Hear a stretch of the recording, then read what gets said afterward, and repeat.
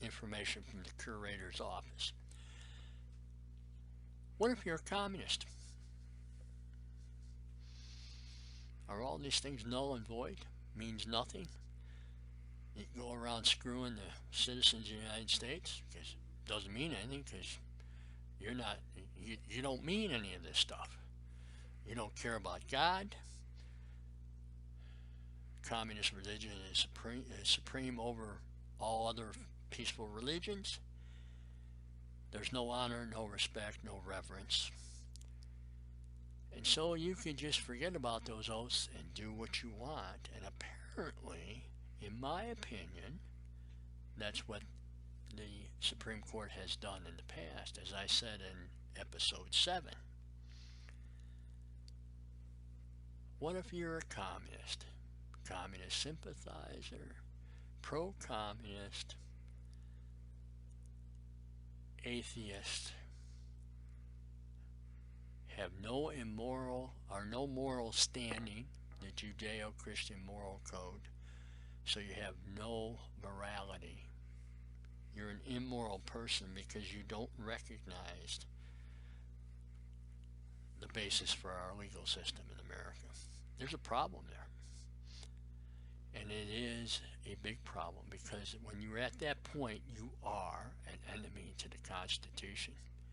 You're an enemy to the veterans of this country who took an oath and are keeping their oath for life, such as myself. And I fought against communism. I continue to fight against communism now, including within the United States, and the actions that are being taken by pro-communist people. Until next time, good day.